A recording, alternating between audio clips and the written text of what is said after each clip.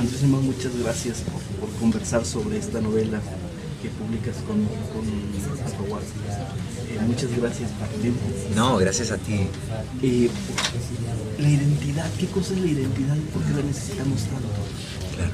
Bueno, no solamente necesitamos la identidad como un objeto que se posee o no, sino que la identidad necesitamos construirla, releerla, discutirla. O sea, la identidad no creo que sea algo que se tiene, no se tiene, como se puede poseer una casa o un bien inmueble, sino que la identidad es algo que se disputa minuto a minuto, palabra a palabra. Y desde ese punto de vista, en esta novela lo que hay es un intento de releer críticamente la memoria familiar y, por extensión, la memoria del país, tratar de averiguar cómo ciertos silencios que se producen en el Estado, digamos, se reproducen a nivel íntimo en las familias, y cómo la idea de nuestra identidad y de quiénes somos está muy condicionada con la manera en que recordamos, es decir, con la narrativa de nuestra memoria, y que como buceando en nuestra memoria y tratando de ponerla en orden y someterla a crítica, nuestra identidad se transforma. Ha dicho dos cosas importantes, me parece, que tienen que ver, una con el lenguaje y otra con la memoria. Mucho se insiste en esta patria común del lenguaje, un concepto que pienso que podemos poner en duda por lo siguiente. Escucho, por ejemplo, las defensas románticas del español, la patria de Cervantes, pero sí. ¿Qué pasa con el escritor o con el individuo que puede conversar con tradiciones de otros idiomas? Claro. El concepto de patria se amplía o se diluye. Sí, bueno, de hecho, en el libro hay un intento como de leer desde la extranjería la propia patria, como decimos, todos los lugares son extranjeros, empezando por nuestra propia casa, por nuestro propio país natal. Efectivamente, yo creo que hay una serie de, ¿cómo te diría?, de esencias que se pueden ir refutando uno a uno respecto a nuestra identidad. Una es, por ejemplo, nuestra identidad es el lugar donde nacimos, nuestra patria, ¿no? Uno podría decir, bueno, si uno emigra o se exilia, o si uno ha vivido una infancia en dos países, como es mi caso, esa identidad se bifurca. Entonces puede decir, bueno, no, entonces la identidad o la patria es la infancia. Pero una infancia puede verse dividida una o más veces por ciertos episodios que la convierten en más de una cosa. En una infancia uno puede sufrir una pérdida, una orfandad, una guerra, o de nuevo una emigración, un exilio. Entonces esa infancia queda partida y por lo tanto no sabemos a cuál de las dos mitades o tercios o cuartos atribuirle nuestra identidad. Sería la infancia de que antes o después de la guerra, antes o después del exilio, antes o después de la orfandad. Y finalmente queda como el último reducto, ¿no? Que se dice, bueno, no, ok, de acuerdo, quizá la identidad esencial no sea la patria, quizá no sea la infancia, pero entonces es la lengua. Entonces podríamos molestamente volver a objetar. Bien, entonces, ¿qué pasa con la patria de Nabokov? ¿Qué pasa del ruso al inglés? ¿Qué pasa con la patria de Beckett? ¿Qué pasó? Es bien curioso, del inglés al francés, es decir, desertó del inglés. Hay muy pocos casos a lo largo de la historia, porque uno puede pensar, por supuesto, en escritores, por ejemplo, del este, Conrad,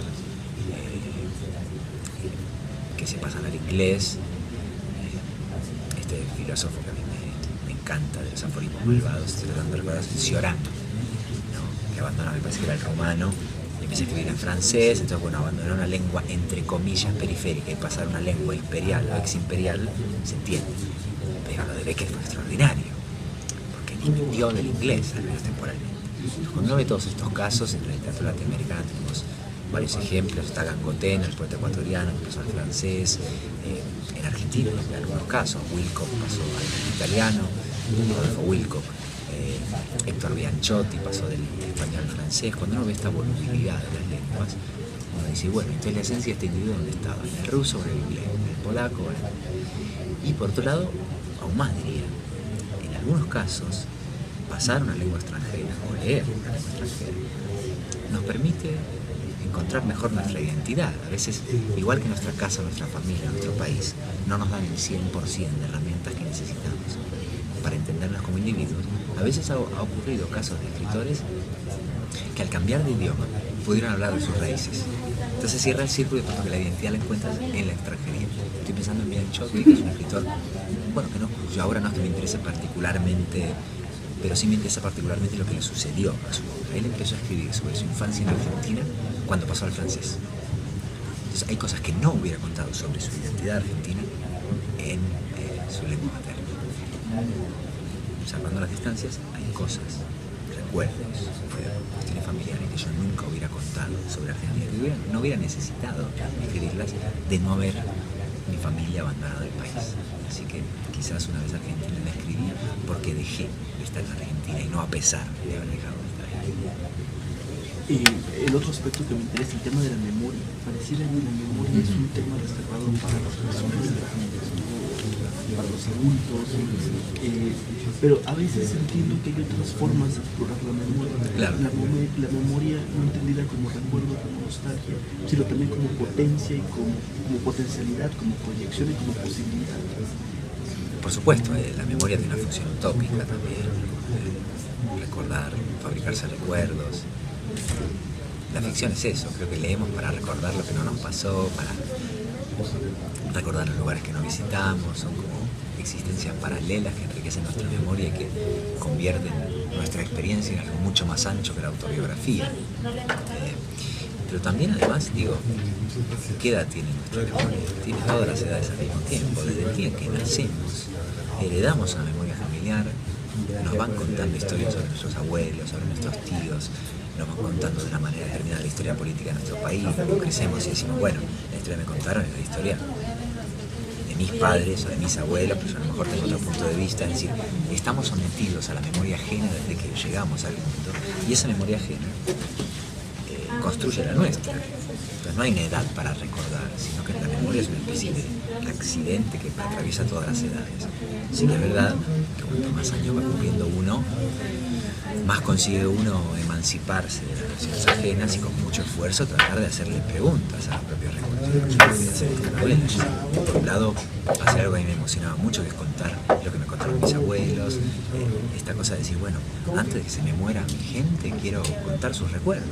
Pero al mismo tiempo, es poner en duda la forma en que nos cuentan esos recuerdos y tratar de pensar que uno como ciudadano y como familiar, aparte de amar lo propio, uno ha de desconfiar de lo propio y pensar en qué medida uno ha sido cómplice a veces de relatos que quizás no eran ciertos. De algún modo estamos hablando de una idea de identidad portable, configurable, de acuerdo a las necesidades del viaje que cada quien tiene. Bueno, la identidad es portátil sin ninguna duda. La identidad en ese sentido es como un libro, es como el libro de arena de Borges, ¿no? que nunca es idéntico a sí mismo. La memoria se va reescribiendo minuto a minuto. Cada cosa que nos sucede de algún modo modifica el sentido de lo leído, de lo recordado, ¿no? Y es portátil en la medida que precisamente cuando uno emigra o cuando uno se exilia o cuando, digamos, simplemente cambia de residencia, porque alguien se vaya a estudiar a otra ciudad, eso ya es suficiente.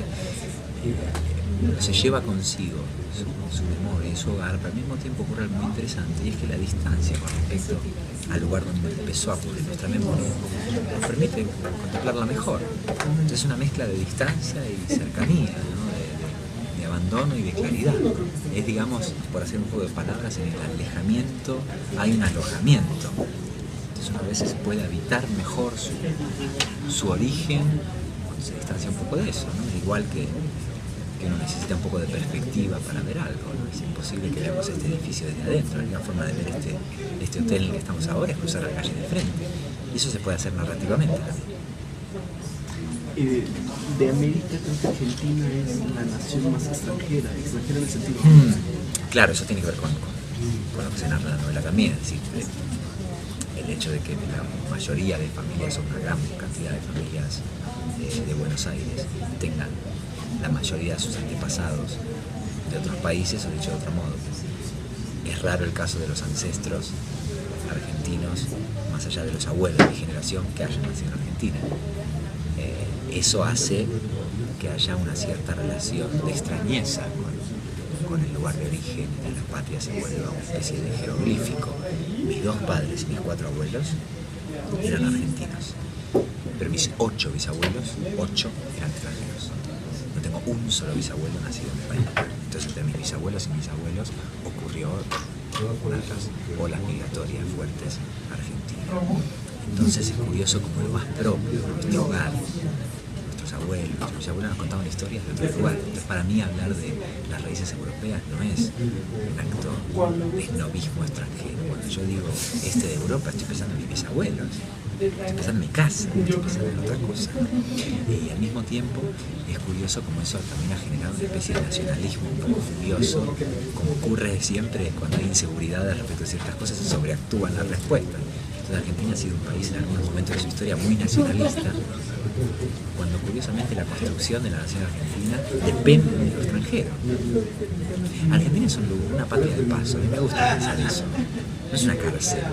Argentina es un lugar que construyeron inmigrantes y del que se fueron sus descendientes. Probablemente mis descendientes vuelvan, entonces Argentina es una especie de ida y vuelta y de punto de cruce. Y bueno, y es una memoria no solo portátil, sino migratoria.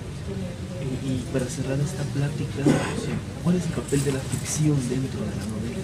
Porque hay también ficción. Exactamente, eso conviene aclararlo. Si he llamado este libro novela y no memorias es por una razón de fondo. Aunque todos los ancestros que están contenidos en este libro existieron realmente, no me inventé ningún pariente. Y su nombre, apellido, profesión y lugar de origen son literalmente ciertos. El punto de vista desde el que están narradas esas vidas es completamente ficcional. Toda la novela está escrita en primera persona y empieza con mi nacimiento, que yo sostengo recordar perfectamente. Es decir, que es un yo que se nutre de todas las memorias ajenas y previas a mi nacimiento, así que son unas memorias prenatales. Empiezan en 1900 y terminan en 1991.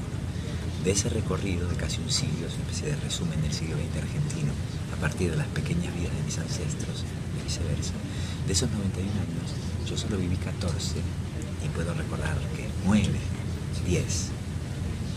Y la maniobra, digamos, narrativa que hay es contar en primera persona, rigurosa, todo aquello que no vi, todo aquello que no viví, e incluirlo, integrarlo metafóricamente dentro de lo que sí recuerdo y sí me pasó, como tratando de decir lo que les pasó a nuestra gente, los recuerdos que tuvieron nuestros ancestros, no son descargados como una aplicación informática en nuestra identidad, lo sepamos o no, y creo que es mejor saberlo. Además es muy hermoso, entonces le recomiendo a todos los que nos están escuchando, entrevistar a tu familia, aunque no vayas a escribir un libro, guardar esos recuerdos que no se pierdan, preservar a los testigos mientras están en el mundo.